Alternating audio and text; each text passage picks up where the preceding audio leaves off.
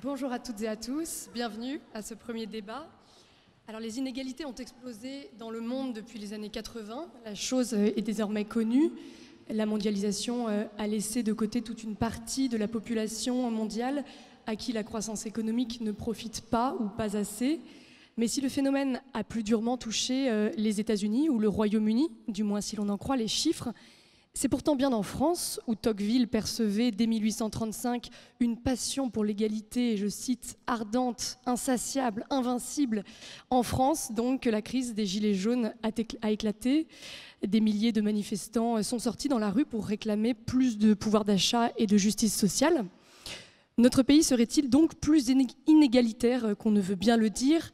Le pacte social qui suppose une harmonie de la croissance économique et de l'égalité des chances a-t-il été rompu? Et plus largement, quel degré d'inégalité, réel ou perçu, sommes-nous prêts à accepter pour faire société? Le débat est ouvert et pour en discuter, 4 invités sont avec nous. Bonjour Cécile Duflot. Bonjour. Vous êtes directrice d'Oxfam France et ancienne ministre de l'égalité des territoires et du logement. À vos côtés, Lucas Chancel, bonjour. Bonjour. Vous êtes économiste, membre du laboratoire sur les inégalités mondiales, auteur notamment de cet ouvrage « Insoutenable inégalité » publié au Petit Matin. J'accueille également Jean-Marc Daniel, bonjour à vous. Bonjour. Vous êtes économiste, professeur émérite à l'ESCP Europe et auteur des Impôts, Histoire d'une folie française, publié chez Taillandier. Et enfin, Olivier Galland, bonjour. Bonjour. Vous êtes sociologue, directeur de recherche au CNRS et vous avez écrit une sociologie des inégalités publiée chez Armand Collin. Un grand merci à tous les 4 d'être avec nous aujourd'hui.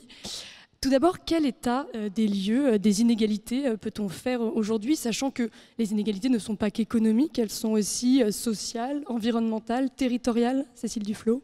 Oui, en fait, il y a un cocktail d'inégalités dont certaines se renforcent les unes les autres, et en particulier les inégalités économiques et les inégalités environnementales, en tout cas la vulnérabilité face au changement climatique. Donc, ce dont il faut être conscient, c'est que cet accroissement des inégalités, il s'est fait dans un phénomène assez particulier, avec une baisse de l'extrême pauvreté, même s'il y a débat en fonction du niveau qu'on fixe pour qualifier cette pauvreté d'extrême, dans le cadre d'un grand programme mondial qui est allé de pair avec une baisse de la faim dans le monde. Tendance qui s'est inversée ces 3 dernières années en ce qui concerne la faim dans le monde, notamment justement du fait du dérèglement climatique. Mais de la même manière, les inégalités se sont envolées avec une concentration et avec un espèce de système qui semble complètement enrayé de la richesse entre les mains des plus riches et des ultra riches, que ce soit au niveau mondial, mais dans beaucoup de sociétés, la France ne faisant pas exception. Lucas Chancel, on peut dire qu'aujourd'hui, on est revenu au niveau d'inégalité sociale et économique qu'on pouvait constater au début du 19e siècle. Et le 20e siècle ne serait du coup qu'une parenthèse de recul des inégalités? La question de la parenthèse, ça c'est vraiment qu'est-ce qu'on va être en mesure, qu'est-ce qu'on va être capable en tant que société de mettre en œuvre pour potentiellement réduire ces niveaux élevés d'inégalité qu'on observe aujourd'hui. Et après, c'est sûr que, grosso modo, depuis la révolution néolithique, le passage à l'agriculture, à peu près 10 000 ans, il y a 10 000 ans, on est dans des sociétés inégalitaires, très inégalitaires, du fait de la création de richesses et de la création de mécanismes de transmission de ce patrimoine de génération en génération, et que ce niveau élevé d'inégalité a perduré à peu près tout au long de l'histoire des sociétés humaines. Et il y a ce moment, est-ce que c'est un moment particulier de l'histoire ou est-ce que c'est un moment qui peut durer, qui est cette deuxième partie du XXe siècle, du fait des crises économiques, du fait des crises politiques majeures, mais aussi du fait des politiques importantes de redistribution qui ont été mises en œuvre après la Deuxième Guerre mondiale dans les pays occidentaux et un peu avant dans les pays de l'Est, qui fait qu'il y a ce compromis égalitariste, compromis égalitaire, donc, qui va prendre différentes formes, société d'économie mixte dans les pays, dans les démocraties occidentales, compromis ou société communiste dans les pays de l'Est. Aujourd'hui, donc depuis les années 80, on observe cette remontée des inégalités à des rythmes différents. C'est-à-dire qu'aux États-Unis, on est à peu près revenu sur la concentration du patrimoine au niveau effectivement du début du XXe siècle. En Europe, et notamment en France et au Royaume-Uni, sur la question du patrimoine, de la concentration du patrimoine, on n'est pas encore revenu à ces niveaux-là, mais on se dirige vers ces niveaux-là si on continue sur la tendance actuelle. Et alors comment explique-t-on justement, Lucas Chancel, ce retour des inégalités depuis les années 70-80 ?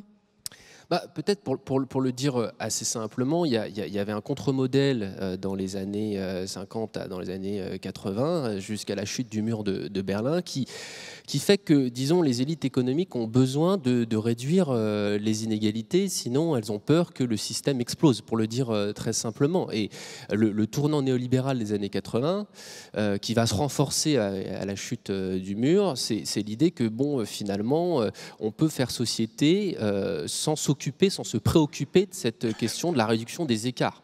Et que finalement, on revient sur ce qui a été finalement un peu la caractéristique du 19e siècle, qui est cette sacralisation du marché. Et cette sacralisation de la propriété privée et finalement du niveau d'inégalité généré par le marché, c'est presque religieux, c'est quelque chose qui finalement est tout à fait normal et qui est à célébrer plutôt qu'à critiquer, plutôt que quelque chose sur lequel on devrait pouvoir agir. Jean-Marc Daniel, vous parleriez, vous, d'une sacralisation du marché ? Non, je pense que cette approche qui consiste à considérer que le marché est une idée religieuse, c'est une approche qui va contre l'histoire. Pourquoi est-ce qu'on a abandonné effectivement les systèmes étatiques aussi bien en Europe de l'Ouest qu'en Europe de l'Est? C'est parce qu'ils avaient échoué. C'est-à-dire que la promesse qui avait été donnée au travers de la prise de pouvoir par l'État sur l'économie, c'était le plein emploi.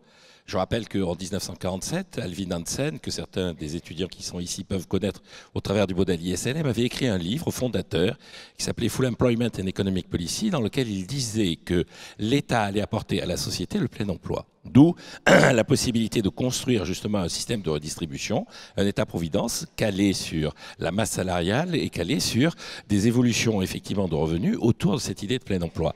Et symétriquement, les démocraties populaires, au bout d'un moment, n'avaient comme seul mérite à mettre en magasin dans un contexte de dictature politique le fait qu'il y avait le plein emploi. Or, ce que l'on constate au milieu des années 70, c'est que aussi bien au travers du drame, notamment cambodgien, l'extrémisme qu'il peut y avoir dans la prise du pouvoir de l'État sur l'économie peut conduire à des aberrations et à des monstruosités, et l'échec et l'incapacité des démocraties occidentales à répondre au choc pétrolier fait qu'il va falloir revoir le logiciel. Mais on n'est plus dans une logique, et on n'est pas dans une logique qui est une logique religieuse. Juste en complément de ça, je pense que en plus, la demande de la population face au chômage et face à la redistribution des revenus, c'est une demande de nouveau en termes de lutter contre la pauvreté. C'est-à-dire que, comme le disait Kennedy, qui était un des théoriciens de ces politiques social-démocrates, une véritable politique de redistribution n'est pas là pour punir les riches, mais pour aider les pauvres. Et donc, il y a aussi la perception d'une partie de la population que toutes ces politiques ont été construites essentiellement, notamment au travers de la fiscalité, sur une démarche qui était consistée à punir les riches. Cécile Duflot, sur ce point, et peut-être sur le fait que la France, justement, comme le disait Lucas Chancel, est peut-être le pays qui a le moins souffert de cette hausse des inégalités dans les pays industrialisés ? Alors, en revenus disponibles, oui. C'est-à-dire qu'il y a plusieurs façons de les mesurer. Il y a le patrimoine, il y a le revenu disponible, il y a le revenu primaire. En matière de revenu primaire, non. Les inégalités se sont accrues. En matière de revenu disponible, non, grâce à la redistribution. C'est ça qu'il faut se dire. Les inégalités ou la pauvreté, ce n'est pas une fatalité, ce n'est pas quelque chose qui tomberait du ciel. C'est la résultante de choix politiques. Donc il ne faut pas confondre le débat sur le libéralisme et celui sur les inégalités, et notamment sur la force de la redistribution. L'autre écueil, c'est la phrase que je vous ai entendue dire, c'est dire « Ouh là là, on veut punir les riches ». Mais quand on voit aujourd'hui qu'on est dans un monde où les milliardaires non seulement augmentent en nombre, mais augmentent en patrimoine dans des proportions qui deviennent avec des niveaux de richesse qui ne sont plus tout à fait en phase avec même la capacité de les dépenser.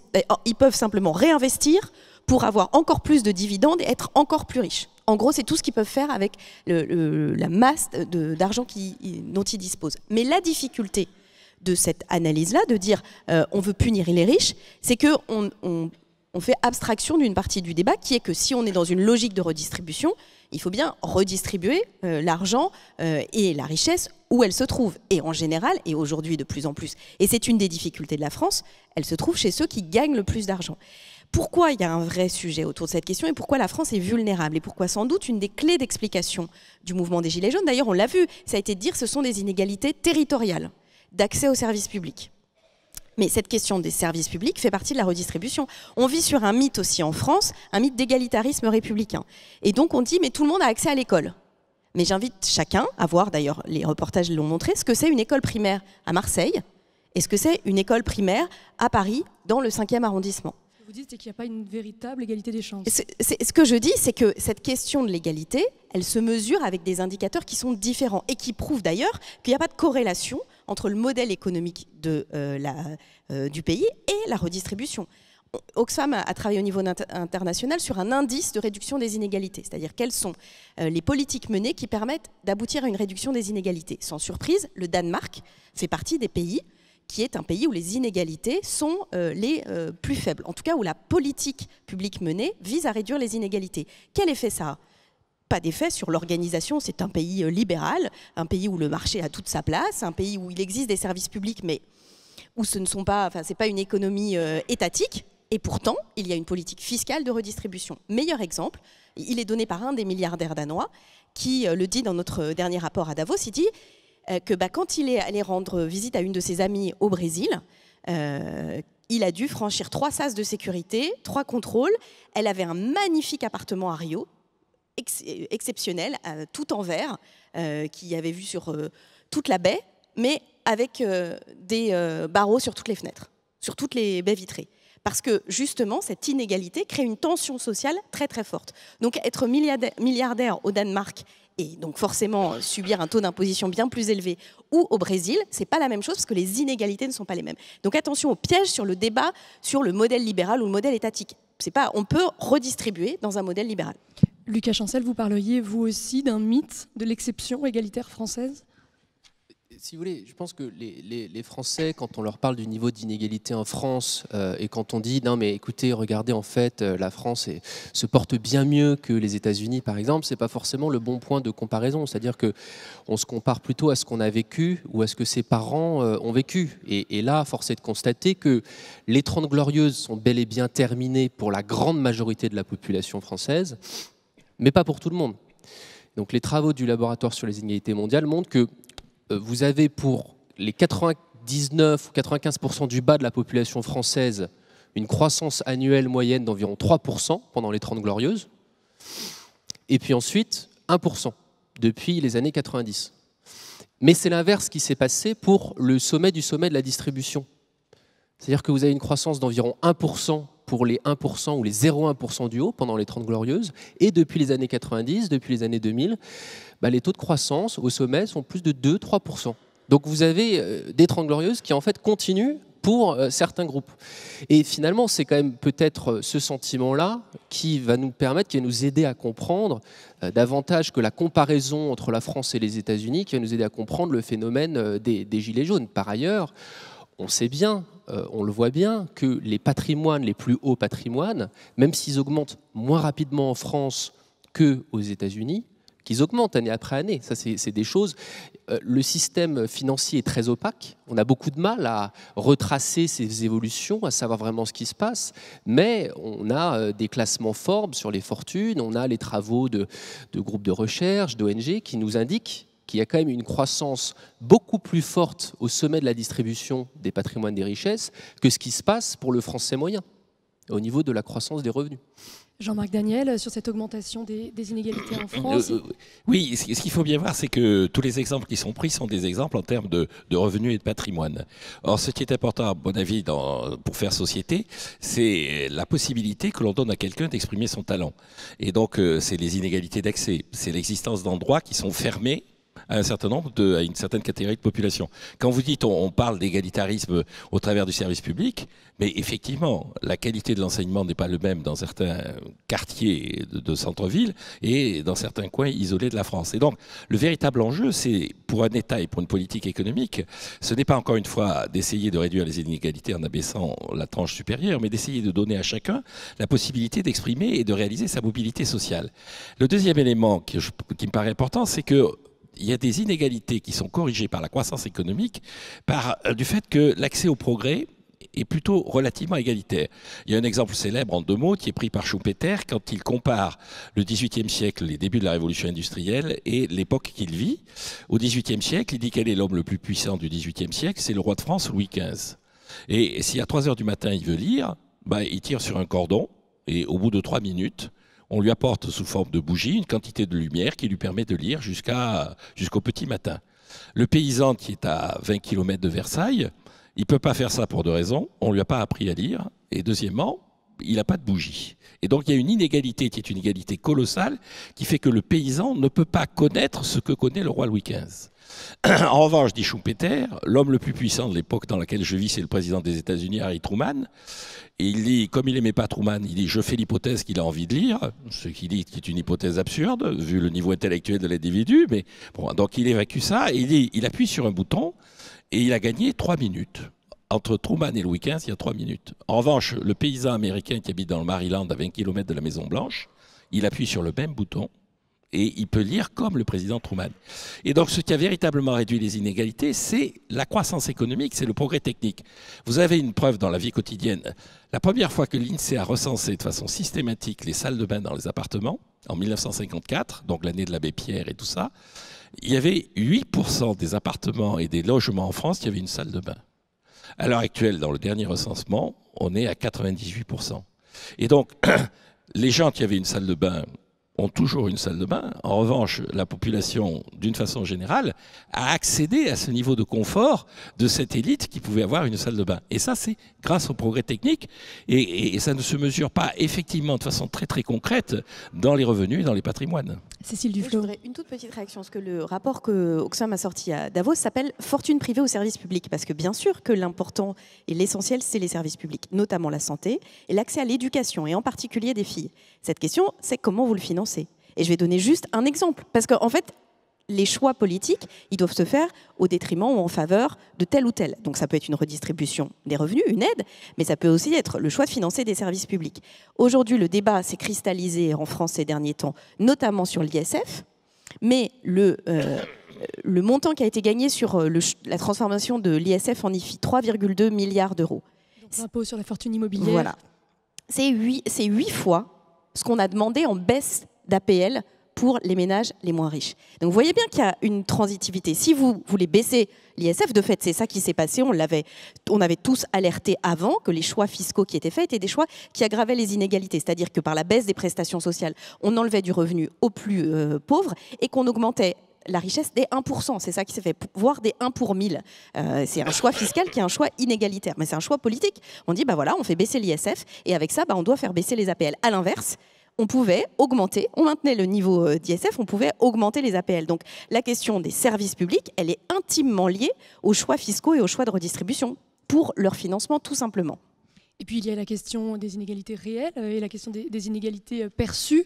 Plusieurs études ont montré que les Français ont le sentiment d'appartenir à une société très inégalitaire. Olivier Galland, comment est-ce qu'on peut l'expliquer ? Oui, alors effectivement, c'est pour ça qu'il est difficile de répondre à la question de ce séminaire. Quel niveau d'inégalité peuvent supporter nos sociétés ? Quel niveau d'inégalité est acceptable ? Parce qu'en fait, la perception des inégalités qu'ont les Français, alors les études que je connais portent sur les Français, est relativement décalée par rapport aux indicateurs objectifs dont on peut disposer. Donc c'est une petite énigme sociologique finalement sur laquelle on a essayé de réfléchir. Alors d'ailleurs, il y avait eu un rapport il y a 2 ans de France Stratégie, l'organisme public de réflexion prospective sur ce sujet, qui était très intéressant et qui faisait un peu le pendant systématiquement entre la représentation des Français et les indicateurs sur différents registres d'inégalité. Alors je donne quelques illustrations. Par exemple, lorsqu'on demande aux Français, lorsqu'on présente aux Français des images de la société qui représentent le mieux la distribution des revenus, quelle image choisissent majoritairement les Français ? Ils choisissent l'image d'une pyramide avec une base très large et une pointe très étroite et un milieu assez étroit également. Donc en fait, beaucoup de pauvres, assez peu de moyens et très peu de riches. Bon, en réalité, la représentation qui correspond à la distribution réelle des revenus en France est plutôt celle d'une toupie, c'est-à-dire quand même des classes moyennes relativement nombreuses. Et d'ailleurs, c'est amusant quand on interroge les Français, non plus sur leur représentation globale de la société, mais sur leur sentiment d'appartenance à une classe sociale, la grande majorité des Français disent appartenir à la classe moyenne, donc, ce qui correspond d'ailleurs à la réalité. Autre exemple, lorsqu'on interroge les Français sur les inégalités, ils disent, 1, qu'elles sont effectivement très importantes, et 2, qu'elles ont explosé dans les dernières années. Bon, ça ne correspond pas tout à fait non plus à la situation française, si vous voulez, qui est un pays d'inégalité plutôt modérée. Alors, effectivement, on n'est pas dans les standards des pays du Nord, mais enfin, on est quand même juste en dessous. Et puis, on ne peut pas dire vraiment que les inégalités ont explosé en France. Alors, évidemment, c'est compliqué cette question parce que tout dépend des indicateurs qu'on emploie. L'inégalité, c'est quelque chose de relatif. Donc on compare. Alors effectivement, si on compare, comme le fait Piketty par exemple, les 1% aux autres, là on va peut-être dire que les inégalités ont beaucoup augmenté. Je voudrais simplement entendre Lucas Chancel, peut-être sur cet aspect que vous soulevez, en effet, sur la difficulté à avoir des études et à comparer différentes études qui prennent en compte différents indicateurs. Comment on arrive à avoir une vision sur ces inégalités, Lucas Chancel, alors même que les indicateurs sont nombreux? Alors, c'est vrai qu'on est dans des sociétés, dans des débats économiques qui continuent de mettre en avant un indicateur qu'on connaît tous, qu'on entend tous à longueur de journée dans les débats économiques, qui est le PIB. Et les systèmes statistiques, les systèmes de mesure, de représentation de l'économie ne sont pas des systèmes qui nous permettent de savoir comment ce PIB, cette croissance du PIB se répartit selon différentes classes de revenus, selon différents groupes de la population. C'est pas comme ça qu'on a construit nos statistiques publiques. Et si on les a pas construits de cette manière-là, c'est aussi pour une raison, c'est-à-dire que la pensée économique du moment de la création du PIB, années 30, années 40, c'est une pensée qui s'occupe moyennement de la question des inégalités. Ce qui compte, c'est de faire de la croissance moyenne, de la croissance totale. Donc depuis les années 80, on se rend compte que les inégalités augmentent et il nous faut aussi des outils de mesure de ces tendances-là. Donc, il faut des nouveaux indicateurs ? Donc, il faut absolument de nouveaux indicateurs, mais on voit aujourd'hui qu'on a des problèmes pour les développer puisqu'on n'a pas nécessairement l'outillage statistique pour le faire. Donc c'est ce qu'on essaye de faire avec une centaine d'économistes répartis dans le monde entier dans le cadre du laboratoire sur les inégalités mondiales. On essaie de convaincre les institutions officielles de le faire, mais de le faire d'une manière qui est connectée à la croissance du PIB.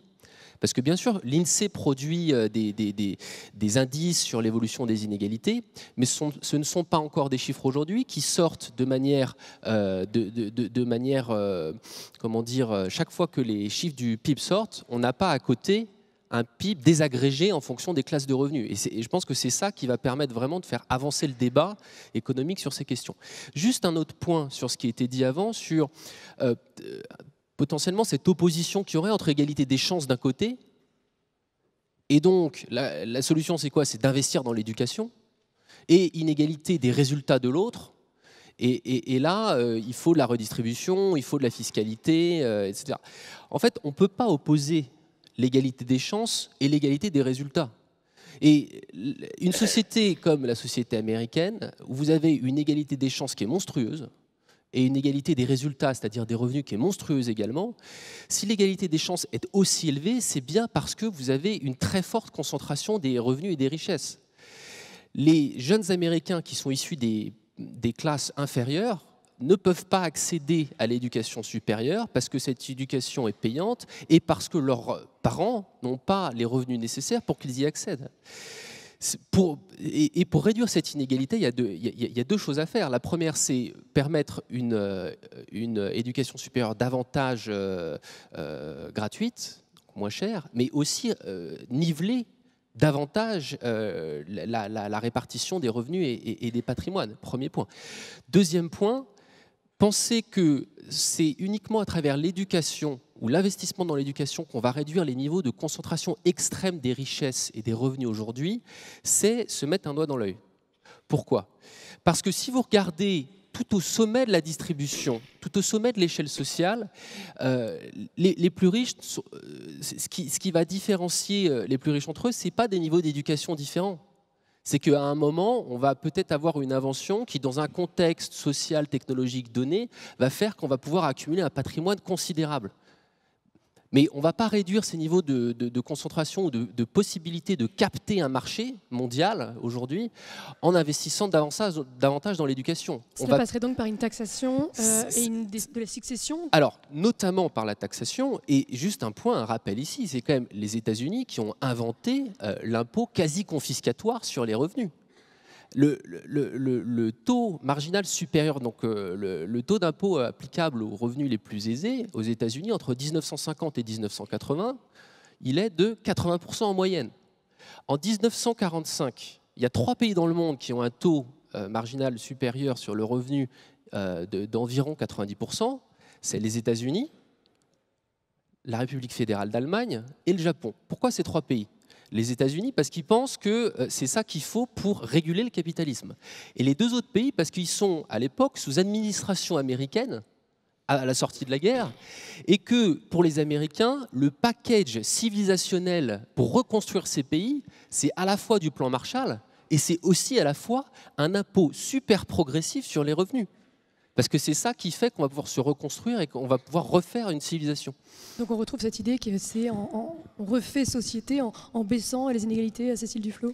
Oui, bien sûr. Et pour une autre raison, c'est que ce qu'on entend aussi sur il ne faut pas punir les riches, c'est dire mais et parce qu'ils sont devenus riches, parce qu'ils avaient du talent. En gros, les autres, ils n'ont qu'à faire pareil. Sauf que c'est vrai. Si on réfléchissait comme ça, en disant chacun peut, à égalité, trouver l'idée de génie qui va le rendre riche. Mais les milliardaires dans le monde, ils ne sont pas milliardaires parce qu'ils ont eu des idées de génie. Pour l'essentiel, plus au moins un tiers, et pour certains, dans certains pays, les 2 tiers, leur richesse provient d'héritage, de monopole, ou de situation de connivence. En général, la situation de connivence permettant le monopole. Donc ce sont des richesses, on pourrait débattre sur bien acquis, mal acquis, parce que ça a une charge puissante, mais qui ne sont pas du tout le résultat de talents personnels qui auraient été développés. Et cette concentration des richesses, cette transmission du patrimoine, aujourd'hui, elle s'accroît. Donc en fait, l'égalité ne peut plus être rétablie, puisque ces richesses-là ne sont plus des richesses ni qui sont vulnérables à quoi que ce soit, ni qui sont méritées. Une grande partie, la plus grande milliardaire française, Françoise Meyers-Bettencourt, elle a eu une chance dans la vie. Elle est née la fille de Liliane Bettencourt et de son mari. Donc ça, c'est pas son talent personnel. La deuxième chose sur la France spécifiquement, parce que je pense qu'il y a un point qui n'est pas vu, c'est qu'on travaille beaucoup sur la question des revenus ou de la richesse, mais il y a un graphique, alors je suis désolée parce que vous le verrez sûrement pas, mais le changement est à mon avis une des clés d'explication de la situation actuelle, c'est la part de ce qu'on appelle les dépenses contraintes dans le revenu des ménages, qui a énormément augmenté entre les années 60 et aujourd'hui. Donc à l'échelle des familles, entre la vie des parents et la vie des enfants. Cette part, elle est passée de un peu plus de 10% à plus de 30%. Et pour l'essentiel, du fait de l'augmentation du prix du logement. Et sauf, et ça c'est ce deuxième graphique, celui-là peut-être que vous le verrez, la ligne bleue, c'est celle des 10% les moins riches.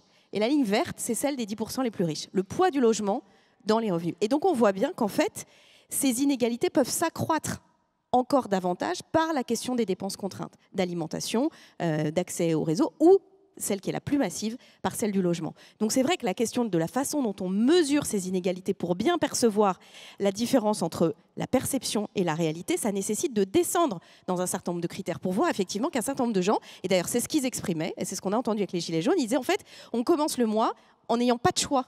Parce que tout s'est déjà empilé entre le logement, l'assurance de la voiture, les frais de carburant, etc., etc. Olivier Galland. Oui, alors je voudrais revenir quand même à mon raisonnement sur ce gap entre les perceptions et la mesure. Au fond, une des explications quand même, c'est que la perception des inégalités et des sentiments de justice, c'est aussi le produit d'une histoire culturelle longue. Vous parliez du mot de Tocqueville sur la passion des Français pour l'égalité, dans son célèbre ouvrage sur l'Ancien Régime et la Révolution, donc écrit au XIXe siècle. Et bon, cette passion, elle perdure.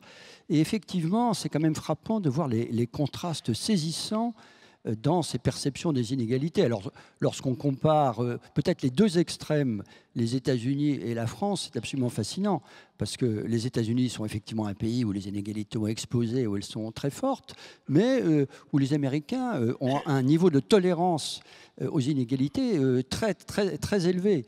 Lorsqu'on les interroge, par exemple, sur les raisons pour lesquelles il y a des pauvres dans nos pays, c'est une des questions des enquêtes sur les valeurs, ils sont une majorité à dire que c'est parce que ces pauvres, ils sont paresseux et qu'ils ne font pas les efforts qu'il faut pour sortir de la situation. Il y a eu l'élection de Donald Trump. Pardon ? Il y a eu l'élection de Donald Trump oui, qui a mis absolument. Alors qu'en Un France, certain nombre de personnes souffraient de ces inégalités, justement. Alors qu'en France, on incrimine l'injustice de la société. Donc il y a des modèles culturels extrêmement contrastés dans la perception des inégalités.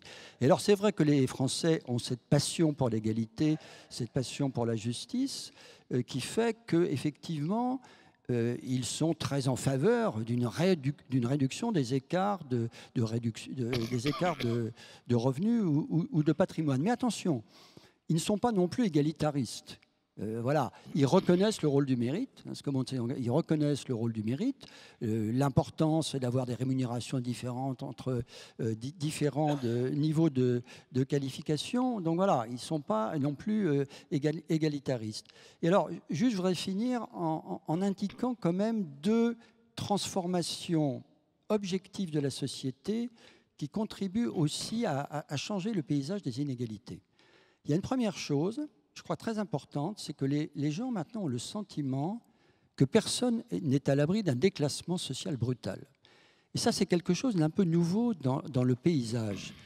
Ils n'ont pas tout à fait tort. Ils n'ont pas tout à fait tort de penser ça. Les revenus des classes moyennes ont stagné. Oui, mais ce n'est pas simplement une question de revenus, si vous voulez. C'est l'amalgame, en fait, la combinaison de 2 évolutions.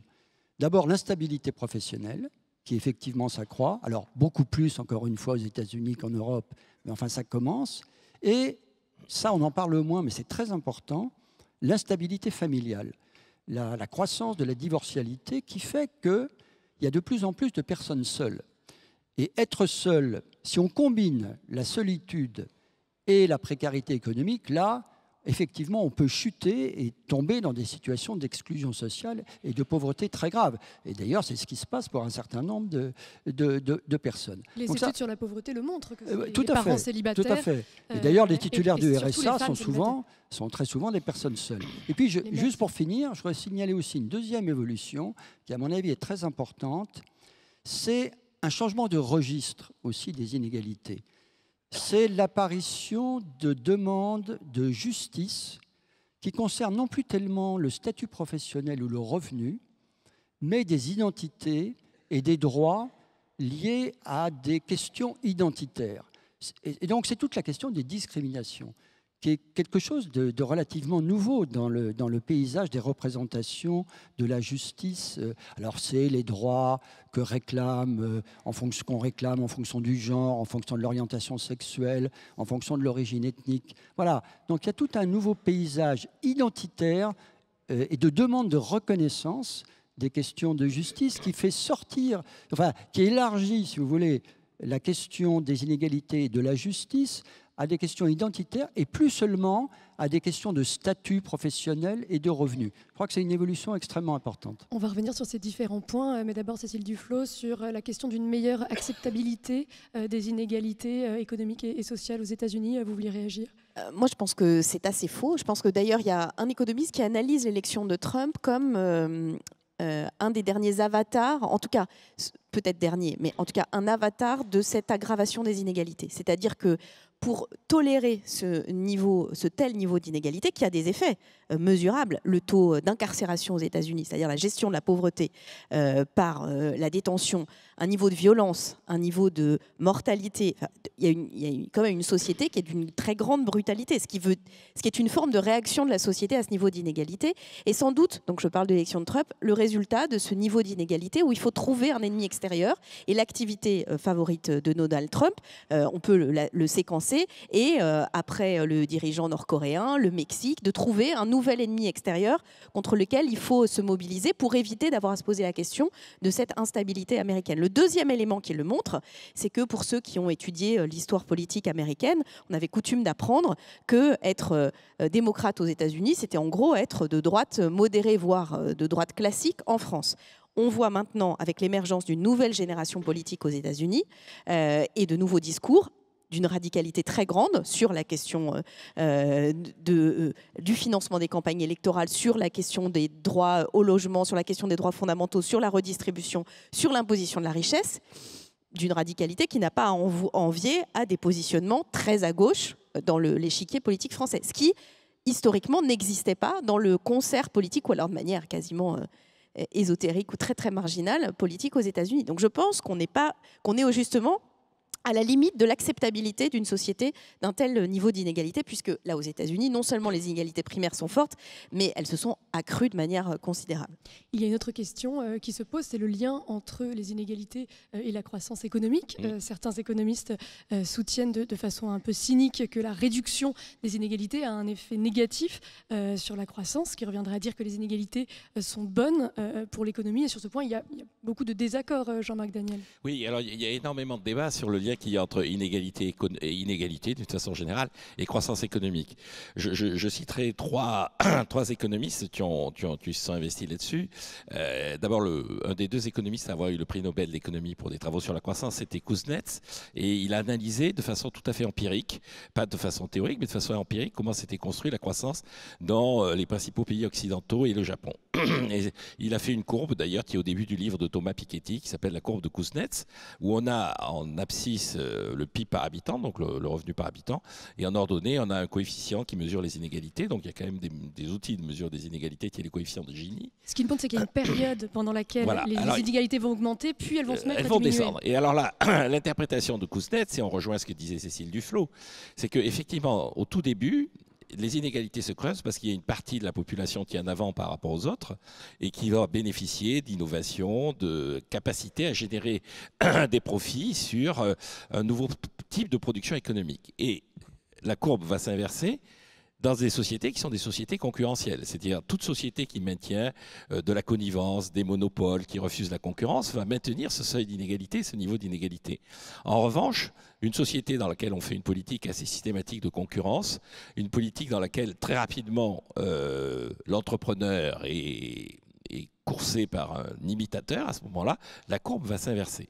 Le deuxième à avoir fait des travaux là-dessus, c'est Angus Deaton. Angus Deaton, lui, il a eu le prix Nobel d'économie en 2015 pour avoir travaillé sur les inégalités. Et qu'est-ce qu'il dit, Angus Deaton? Il dit qu'effectivement, le véritable enjeu sur le plan économique, c'est d'avoir une politique qui est une politique qui, en redistribuant, donc c'est de façon assez simple et banale, si on redistribue trop, le gâteau que l'on redistribue a tendance à ne pas croître. Et donc, à la fin, l'ensemble de la société est pénalisée par un système de redistribution. Et donc il rejoint là aussi cette idée que le véritable problème, c'est de maintenir des égalités d'accès. Mais il souligne bien qu'il y a des problèmes dans l'égalité d'accès et dans l'égalité des chances, c'est que si on arrive à une société parfaitement égalitaire sur le plan de l'égalité des chances, tout échec personnel est véritablement personnel. C'est-à-dire que dans une société qui est une société qui se vit en disant les inégalités sont le produit d'une organisation sociale, le fait d'être en bas de la hiérarchie fait de l'individu qui est en bas de la hiérarchie une victime. Alors que dans une société qui affiche on a réalisé l'égalité des chances, celui qui n'arrive pas à exprimer ses chances, c'est quelqu'un qui au départ n'avait pas de talent. Il dit un des grands enjeux, c'est de mesurer effectivement comment on accompagne sur le plan social une société qui de toute façon sera inégalitaire, mais dans laquelle chacun aura eu la possibilité d'exprimer son talent. Et puis le troisième personnage auquel je pense, c'est donc Hansen dont je parlais tout à l'heure. Donc Hansen qui est à cette période où il y avait un taux marginal d'imposition sur le revenu de 90%. Il ne dit pas ce que vous racontez. Hein. Il dit que le but de maintenir ce taux marginal, ce n'est pas de réduire les inégalités, c'est de lutter contre l'inflation. Il explique bien que si vous avez un taux marginal très très élevé, pour une entreprise qui va consentir une hausse de salaire à un certain nombre d'individus, le prix à payer pour satisfaire cet individu, si vous donnez une augmentation de salaire de 100 et si l'État en récupère 90, la personne a 10 et le coût pour l'entreprise est colossal. Et donc les entreprises vont avoir des rapports dans les négociations salariales qui vont être des rapports beaucoup plus sévères, notamment sur les tranches supérieures de l'encadrement, c'est-à-dire les gens qui sont au pouvoir et les gens qui pourraient se donner davantage de hausse de salaire. Et donc, quand Kennedy arrive au pouvoir, en 1960, 1961, il fait faire un état des lieux sur les gens qui paient les 90%, et les 100 personnes qu'on lui met en avant, qui sont susceptibles de les payer, ne les paient pas. Et il a cette formule, il dit, ce genre de mesure, ça ne réduit pas les inégalités, ça enrichit les conseillers fiscaux. Donc il y a un moment où effectivement l'outil, et on en revient à cet outil, je vais conclure sur l'outil, on a parlé de l'ISF, je rappelle que Rocard disait que l'ISF, quand il l'a établi, n'a de sens au taux où il l'a établi parce que les taux d'intérêt sont à 9%. Il dit qu'il ne s'agit pas de punir les riches, là de nouveau, il ne s'agit pas de prendre une revanche sur les riches, mais il s'agit de trouver un mode de financement dans un contexte où compte tenu de la rémunération du capital, effectivement, cet impôt va être supportable. Or, le capital n'est pas rémunéré de la même façon. Donc, pour conclure, réduire les inégalités, à mon avis, ça dépend de l'outil. Et il faut se méfier d'un outil qui aurait comme conséquence de pénaliser la croissance. Et il faut bien voir que la croissance est d'autant plus favorable à la redistribution qu'on est dans une société concurrentielle. Lucas Chancel, sur cette idée que les inégalités seraient bonnes ou mauvaises pour la croissance, il y a aussi des études du FMI qui ont montré que de plus en plus les inégalités, au contraire, pesaient sur la croissance. Alors, tout à fait. Disons qu'on vient quand même de plusieurs décennies de débats au sein des économies sur les liens entre macroéconomie, croissance du PIB et inégalités, où l'idée c'était plutôt de dire que ces inégalités sont plutôt bonnes pour la croissance, que finalement une société inégalitaire, c'est une société qui va entraîner les plus pauvres à travailler davantage, à devenir plus productifs, et tout ça, ça va tirer tout le monde vers le haut. Premièrement. Deuxièmement, c'est cette idée, ce qui vient d'être dit, qu'il y aurait un panier percé lors de la redistribution. Et redistribuer, c'est s'exposer à une perte nette pour tout le monde, parce que quand on redistribuerait, il y aura une partie de ce qu'on redistribue qui va être perdue en perte d'inefficacité du système de redistribution. Maintenant, quelle est la réalité de ça? Eh bien, les dernières études sur ces questions, notamment faites par des chercheurs du FMI, montrent qu'on n'arrive pas à observer ce panier percé. C'est-à-dire que les sociétés qui vont redistribuer davantage ne sont pas des sociétés qui vont croître à un taux plus faible que les autres. Donc il n'y a pas de lien entre redistribution, en tout cas dans les niveaux qu'on observe. Bien sûr que si on imagine un cas théorique où on va redistribuer l'ensemble de la richesse de l'économie, alors là, oui, on peut s'imaginer qu'il y aura des impacts sur la croissance. Mais en tout cas, dans les taux de redistribution qu'on observe, et ils sont variables entre les pays, c'est-à-dire qu'en France, c'est à peu près la moitié du revenu national qu'on redistribue. Aux États-Unis, c'est à peu près 30%, mais en tout cas, dans ces bornes-là, pas d'impact sur la croissance.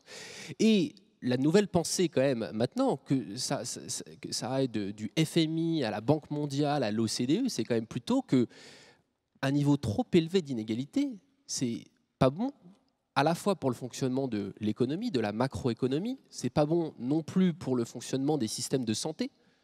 Les sociétés trop inégalitaires sont des sociétés où tout le monde va être davantage malade, pas uniquement les plus pauvres, mais aussi les plus riches, parce que on sait bien que les maladies, c'est quelque chose qui peuvent se transmettre au-delà des classes de revenus, mais aussi par un vecteur. Et ça, ce sont des épidémiologistes anglais qui nous disent cela, qui nous démontrent cela. Les sociétés plus inégalitaires sont des sociétés qui sont plus stressées. Le stress étant lié à toute une série de maladies à la fois cardiovasculaires, mais aussi le diabète, aussi l'obésité. Tout le monde est plus stressé dans une société inégalitaire. Les plus modestes, mais aussi, ce que nous disait tout à l'heure Cécile Duflot, les plus riches aussi, derrière leur cage, dans leur cage d'acier, sont aussi davantage stressés de perdre leur statut social. Donc tout le monde a gagné à une baisse des inégalités. Impact sur toute la société en matière de santé. Et enfin, dernier point là-dessus, sur le lien entre inégalité et productivité, par le canal de l'éducation. Les sociétés plus inégalitaires sont des sociétés qui finalement n'arrivent pas à aller chercher les talents là où ils sont et ne leur permettent pas de se réaliser dans la société. Et notamment parce que quand on est dans un contexte inégalitaire, quand on est victime d'une injustice, on va avoir plus de mal à réaliser son talent. Il y a plein d'études au niveau micro qui montrent cela, notamment dans des contextes ultra inégalitaires comme en Inde, mais aussi dans des contextes inégalitaires comme aux États-Unis avec les minorités ethniques. Également en Europe, sur les inégalités hommes-femmes, on voit que les populations défavorisées sont des populations qui vont avoir des scores plus faibles sur des tests assez standardisés parce que du fait de leur position dans la hiérarchie des revenus. Et si on normalise, si on aplatit cette inégalité de statut, alors les résultats sont meilleurs. Alors, il y a une question qu'on n'a pas encore abordée, c'est la question des inégalités environnementales. Et d'abord, ce qu'il faut expliquer, Cécile Duflot, c'est que plus on est riche, plus on émet de gaz à effet de serre. C'est la première chose qu'il faut dire. Oui, ça vaut à l'échelle de la planète. Les 10% les plus riches émettent 50% des émissions de gaz à effet de serre, mais ça vaut aussi si on descend pays par pays. Et c'est sans doute une des raisons pour lesquelles, par exemple, le débat sur la taxe carbone est devenu aussi sensible. Notamment par son aspect effectivement complètement élargi, sans redistribution ou sans mise en œuvre de la transition. Parce que c'est ce que je me permettrais de dire après le petit débat qu'il y a eu sur lien, inégalité, croissance économique. La question aujourd'hui de la croissance économique, de la croissance du PIB dans un monde confronté à la crise climatique, aux risques majeurs, c'est une question qui doit s'interroger. C'est-à-dire que quelle croissance? Aujourd'hui, la question devient absolument vitale au sens littéral du terme pour notre humanité. Et donc cette question des inégalités face aux risques climatiques, elle est sur les émissions de gaz à effet de serre, mais elle est aussi sur les conséquences. Aujourd'hui, ce sont les populations les plus pauvres, notamment au Sahel, notamment en Asie du Sud-Est, qui vivent les premières les conséquences du dérèglement climatique, notamment avec la sécheresse, l'aggravation des phénomènes météorologiques intenses, mais, et ce qu'on sait peu, dans cette inégalité donc première entre les riches et les plus pauvres, il y a une deuxième inégalité, c'est que parmi les plus pauvres, les plus vulnérables, ce sont les femmes et les enfants, mais souvent les femmes.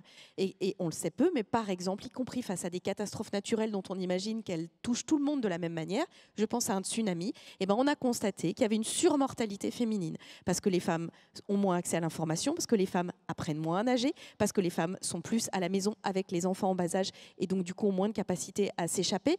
Donc il faut voir que cette cascade d'inégalités, elle est aussi potentialisée, et ça vaut d'ailleurs pour la France, hein, par le fait d'être une femme. Vous parliez des personnes seules tout à l'heure. Ces personnes seules qui élèvent des enfants, ce sont très largement des femmes. Aujourd'hui, les femmes travailleuses pauvres, c'est-à-dire des femmes qui travaillent et souvent qui ont des enfants, sont celles qui sont le plus victimes des inégalités. Et ce sont celles qui sont le plus sorties de l'inégalité par la redistribution. Et notamment la dernière étude qui a été faite sur l'APL par l'Inspection générale des affaires sociales, montre que l'APL en France, c'est le filet de sécurité qui évite à des femmes seules avec enfants de se retrouver dans l'incapacité de se loger dans des conditions décentes. Donc il faut bien voir que derrière ces critères, derrière ces éléments d'analyse, derrière ces grandes visions, il y a des réalités humaines et il y a une aggravation des inégalités qui en plus aggravée par les inégalités de genre et notamment par la plus grande vulnérabilité des femmes. Donc ces deux questions d'inégalité sociale et d'inégalité environnementale, à la fois dans les émissions et la pollution, mais aussi dans les conséquences, sont vraiment très notables et importantes à étudier si on veut pouvoir justement mettre en œuvre les politiques publiques correctrices. Et justement, sur ces inégalités environnementales, il y a des études qui montrent qu'il y a dans le monde des très riches qui émettent 2000 à 3000 fois plus que les plus pauvres. Et pourtant, la taxe carbone qui visait précisément à diminuer les émissions de gaz à effet de serre pèse 4 fois plus sur le budget des plus pauvres. C'est ce que dit l'économiste Jean Gadret. Il faut aujourd'hui, Lucas Chancel, réfléchir à cette fiscalité environnementale afin qu'elle soit plus juste. Si vous voulez, quand on met en place une taxe carbone qui va avoir pour impact, dans le cadre du débat de l'année dernière, 4 milliards de plus de taxation sur le carbone. Sur le carbone des ménages, logement et transport pour se déplacer de domicile-travail. Que dans le même moment, on réduit d'environ 4 milliards la taxation sur les plus hauts patrimoines et que les recettes de cette taxe carbone sont en toute petite partie fléchées à l'accompagnement des ménages qui vont être perturbés dans leur quotidien pour aller se déplacer, pour se chauffer, et qu'une grande partie de ces recettes sont en fait utilisées pour boucher le trou du fait de la suppression de cet ISF, alors on peut comprendre que ça va poser quand même problème, mais ça peut créer toute une série de tensions sociales et politiques. Alors que dans d'autres contextes, notamment je pense à l'Alberta au Canada, qui est un État quand même pétrolier, qui est un État où on n'aime pas forcément les taxes, mais qui est un État qui a réussi à mettre en place une taxe carbone. Pourquoi ?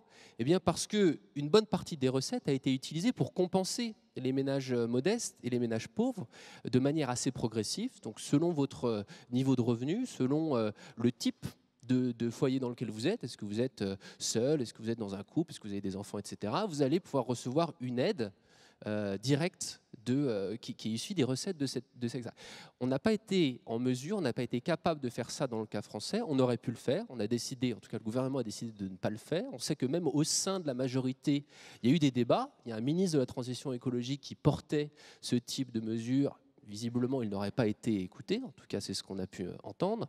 Donc, oui, ça pose problème. Pour vous, ça passe par un meilleur fléchage. Alors, c'est un meilleur fléchage environnemental. Mais c'est aussi, je pense que c'est aussi tant qu'on n'arrive pas à mettre à contribution les grands pollueurs, les grands émetteurs, et notamment, on sait que les vols intérieurs et les vols européens ne sont pas taxés aujourd'hui. Zéro taxation énergétique sur l'aviation. Quand on va taxer les déplacements... Qui pose des questions en termes d'harmonie au niveau mondial aussi, la taxation de l'aérien. Donc, c'est toujours la même chose. C'est-à-dire que si on prend le problème par le niveau mondial, on va se dire c'est pas possible, on ne fera jamais rien. Mais au niveau français, on peut déjà taxer aujourd'hui les vols intérieurs. Ce qui représente une part infime en termes d'émissions de gaz à effet de serre. Alors, ce n'est pas une part infime, c'est environ 1 milliard d'euros à la clé qu'on pourrait récolter en taxant ça. D'autres pays européens le font. Les Suédois, par exemple, le font. Et en faisant ça, on rétablit quand même un peu l'équité entre les émetteurs qui vont émettre pour soit des déplacements de travail Paris-Marseille, Paris-Toulouse, soit des déplacements de week-end, mais qui contribuent quand même à la pollution et qui finalement contribuent aussi peut-être à ce sentiment d'injustice vis-à-vis de ces outils de la politique climatique. Donc, il ne s'agit pas de dire qu'on va résoudre tout le problème climatique en taxant le kérosène aérien demain en France, mais ça va participer, je pense, à ce sentiment d'acceptabilité de ces politiques climatiques. Je voudrais entendre Jean-Marc Daniel sur la fiscalité environnementale. Je pense que par rapport à ça, je ferai 3 remarques. La première, c'est vrai, on l'a dit, les pauvres maintenant en France sont plutôt des femmes isolées. En 1970, quand on a commencé à calculer un seuil de pauvreté, le pauvre, c'était un retraité qui était au régime des retraites ouvrières et paysannes de 1906. Donc il y a un basculement de la pauvreté et qui est un basculement générationnel. Et je pense qu'il y a une des questions que doit se poser la société, c'est que en termes d'inégalité, il y a aussi le fait qu'une certaine génération va léguer alors une dette écologique, mais aussi une dette publique, parce que les dépenses publiques ne sont pas contrôlées, à la génération d'après. Et donc il y a une forme d'inégalité implicite qui est en train de se mettre en place, où un certain nombre de une génération pénalise la génération d'après et lui crée des conditions qui sont des conditions moins favorables de vie. Donc je crois qu'il y a un enjeu là aussi à réfléchir sur les dépenses publiques. Et le deuxième élément sur la taxe carbone, il y avait quand même dans les résolutions de la COP, il y avait la définition d'un prix du carbone et non pas la définition d'un montant de la taxe. Je pense que ce qui est là aussi est mal construit, c'est une obsession fiscaliste qui consiste à ramasser des impôts, alors que l'enjeu, c'est effectivement d'avoir un prix qui va prédéterminer le comportement des gens. Grosso modo, c'est l'histoire de la TIPP flottante. Si on avait affiché, comme on le fait pour le tabac d'ailleurs, on dit ce sera 8 euros le paquet, 9 euros le paquet, 10 euros le paquet. À partir de ce moment-là, les gens adoptent un comportement qui est un comportement en conformité avec l'évolution du prix. Or là, on est dans des situations où le prix fluctue en permanence parce que sur la détermination du prix, il y a la taxe carbone et puis il y a la rente des pays pétroliers. Et donc, quand la rente des pays pétroliers s'accroît, mais une partie de ce qui est dans le prix s'accroît aussi, qui est cette rente. La dernière remarque que je ferai, c'est que à l'aune de l'humanité, même les pauvres Français sont des riches. Et donc, il y a un véritable questionnement par rapport à l'enjeu climatique, c'est à qui on va demander l'effort. Et est-ce qu'on va le demander uniquement à une petite courge de quelques milliardaires américains ou à l'ensemble de la population, et notamment des populations occidentales, qui encore une fois sont en train de léguer de la dette et de la dette écologique à la génération d'après, et sont en train de refuser tout effort, alors que les plus malheureux, c'est plutôt des populations qui leur sont extérieures. Je vais prendre juste un exemple. Avec 1 heure de SMIC, en 1970, avant le choc pétrolier, au moment où le prix du pétrole, en termes de prix réel, était le plus bas, avec 1 heure de SMIC, on achetait 30 km de parcours en automobile. Aujourd'hui, après les chocs pétroliers, en octobre dernier, après le choc pétrolier, puisque depuis le pétrole a un peu baissé, avec 1 heure de SMIC, on a acheté 130 km de circulation automobile. Et donc, malgré les chocs pétroliers, l'incitation à utiliser son automobile, à utiliser et à donc accroître la lourdeur de la charge carbone, l'incitation est plutôt dans le sens inverse de ce qu'il faudrait faire. Et donc je pense qu'il y a une vraie réflexion à mener, qui est une réflexion Un certain nombre de partis politiques, notamment proches de Cécile Duflot, parlent de sobriété solidaire. Ben, il faut donner un peu de la chair à ça et faire comprendre à la population qu'effectivement, c'est un enjeu qui dépasse simplement le simple fait de savoir si les gens qui font Paris-Nice en avion sont des privilégiés ou pas. Ce qui soulève aussi la question des inégalités territoriales, puisque certains ne peuvent pas se déplacer sans leur voiture. Cécile Duflot. Juste pour dire que je suis proche d'un certain nombre de gens, mais majoritairement des gens d'Oxfam en France et à l'étranger. Et c'est la force d'une organisation internationale, donc je partage une part de ce que vous dites. Il est certain qu'aujourd'hui, ceux qui vivent les conséquences de notre mode de vie ne sont pas en France. Mais la question de celle de il faut faire des efforts, c'est qu'une partie de ces efforts sont possibles s'ils sont portés collectivement. C'est-à-dire s'il y a des politiques publiques. Pourquoi des gens prennent leur voiture ? Et pourquoi des gens ont des véhicules diesel ? Parce que la politique publique, complètement hypocrite, a poussé les Français, par une défiscalisation de fait du diesel, à acheter des véhicules diesel pour acheter plus des véhicules français, et ensuite les a mis dans des situations où ils étaient très loin de leur lieu de travail et contraints d'utiliser leur voiture. Quand vous avez une femme, gilet jaune, qui explique, c'est d'ailleurs très intéressant son témoignage, je pense que c'est un des plus édifiants que j'ai lu. Elle dit moi c'est insupportable parce que maintenant avec la taxe carbone, l'augmentation du prix de l'essence, ça va être beaucoup trop cher, enfin du diesel, ça va être trop cher pour moi. Et on me disait mais pourquoi vous prenez pas le train ? Elle dit mais je prenais le train avant. En voiture, ça me prend une demi-heure, en train 45 minutes. Mais j'étais avec mes copines, puis je risquais pas d'accident, donc je prenais le train. Mais la ligne a été supprimée. Et donc la réalité, c'est que si vous voulez qu'il y ait des changements de comportement, ils peuvent être individuels, mais ils peuvent être favorisés, poussés, développés, y compris sur un plan financier, par la puissance publique. Donc renvoyer à la responsabilité individuelle ou renvoyer en disant vous êtes défavorisés, c'est vrai, la vie que nos générations alors on peut s'interroger, étant donné la consommation de psychotropes sur le bien-être des sociétés occidentales, il y a un vrai sujet qui n'est pas épuisable immédiatement. Mais la question de savoir comment changer de comportement, comment changer d'alimentation, si vous voulez avoir, par exemple, ne plus utiliser de plastique, ce qui est quand même sans doute un des enjeux importants, je le dis ça en regardant et nos verres et nos bouteilles. Là, il y a 3 outils de politique publique.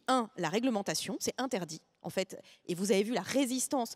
On a fait voter il y a quelques années, ça a été revoté par les députés La République En Marche et supprimé par le Sénat, l'interdiction des couverts et des verres en plastique. C'est absurde en fait, parce qu'on a d'autres moyens de le faire. On peut faire des objets qui sont totalement compostables et du coup, les restes d'alimentation et les objets qui aujourd'hui sont en plastique émettent des milliers d'années et gaspillent du plastique, du pétrole qui a mis là des milliards d'années à se constituer. Il y a un changement d'usage qui doit être poussé, développé, solidifié et structuré par la puissance publique. On ne peut pas renvoyer ça à la responsabilité individuelle. Mais oui, la question de savoir s'il faut faire Paris-Nice en avion pour aller en week-end, honnêtement, se pose sérieusement. On a vu que le mouvement des Gilets jaunes avait été déclenché par cette taxe carbone et on a parlé à ce moment-là de la manifestation d'un moindre consentement à l'impôt. Olivier Galland, pour continuer sur cette discussion des Français face à la transition énergétique, est-ce qu'on constate un rejet croissant de la fiscalité ? Ah oui, ça il est constant, il n'est pas croissant, il est constant. Effectivement, on a fait cette enquête, alors elle est déjà un peu ancienne, de 2013, où il y avait tout un volet sur la fiscalité.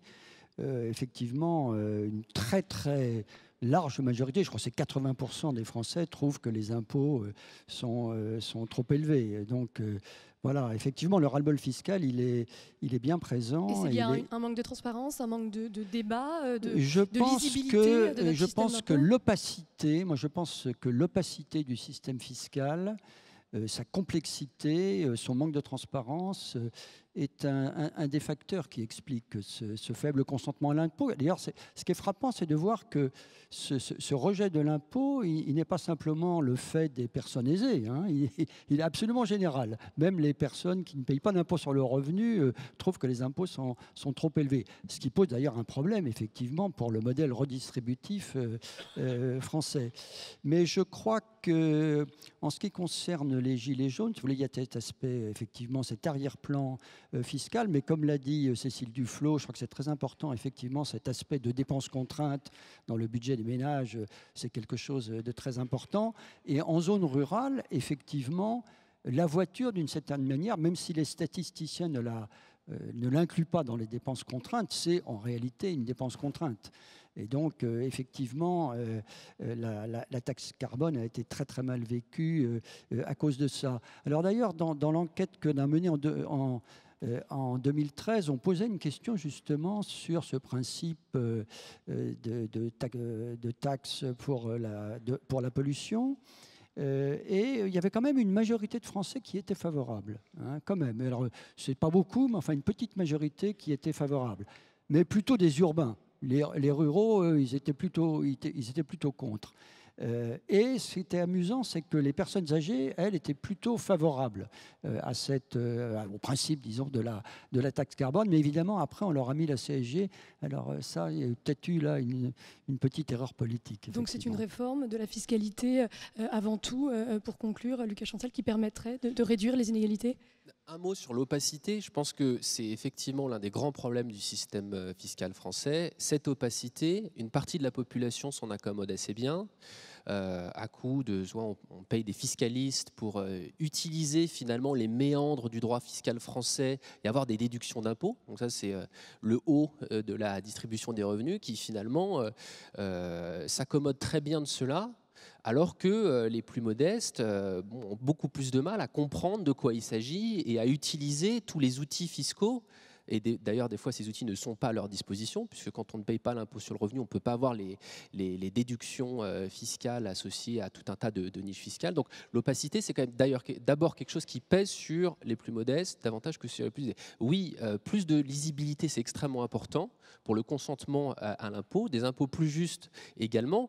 Et encore une fois, il ne s'agit pas de dire, là je rebondis sur ce qui était dit tout à l'heure, qu'on va tout régler en ayant un impôt carbone qui soit plus juste, qui soit plus progressif, et qui prennent en compte non seulement les déplacements domicile-travail d'une grande partie de la population, mais aussi les déplacements en avion pour aller en week-end. Mais c'est important, c'est une partie importante de la solution. Et enfin, tout ça, finalement, derrière, il faut des investissements publics dans la transition écologique.